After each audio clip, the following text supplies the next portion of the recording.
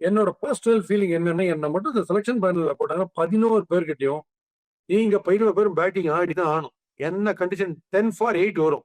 அப்ப நீங்க அந்த லாஸ்ட் பேர் 3 பேர் எனக்கு ஆட வராது பேட்டிங்னு சொல்ல முடியாது. அது அத்தனை போலிங் எல்லாரும் போகணும்னு நான் சொல்லல.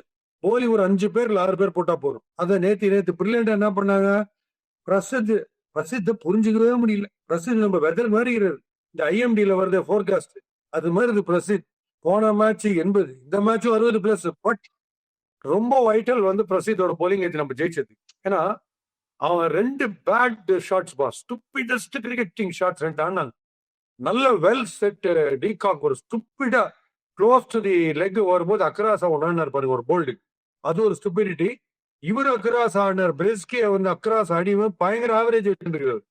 இவருக்கு டீகாக்கு ஷார்ட் பால் லெக்ல போட்டு ஃபீட் பண்ணி குடுத்துட்டாங்க முதல் ஓவர்லயே பிரசித். 2 ஒருத்தர் ஆல்ரெடி ஃபார்ம்ல இருக்காரு, ஒருத்தர் ஃபார்ம் கொண்டு வந்தாச்சு.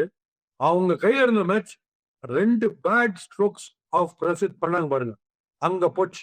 பட் பிரசித் வந்து விக்கெட்ஸ் எடுத்து மேட்சை கைப்பக்கம் கொண்டு வந்துட்டாரு. இல்லைன்னா 300 தாண்டி பெரிய டிஃபிகல்ட்டி ஆயிருக்கும். ஸோ பிரசித்தை புரிஞ்சுக்க முடியல நேற்று. ரொம்ப அவர் வந்து பிரசித்தா ப்ரொசீஜர்னு தெரியல. அவர் பாட்டு கீ கொடுத்து பொம்மை மாதிரி ப்ரொசீட் பண்ணினே இருக்காரு. ப்ரொசீட் கிஸ்டா போயிட்டே இருக்கிறது.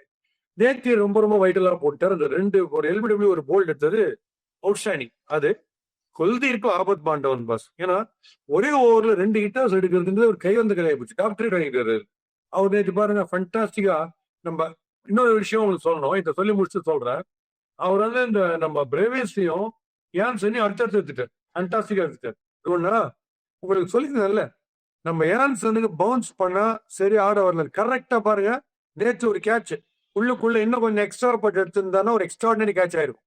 அது திலக் வர்மா கிட்டக்க வந்தாரு, அந்த பால் ஒரு பவுன்ஸ் ஆயிடுச்சு.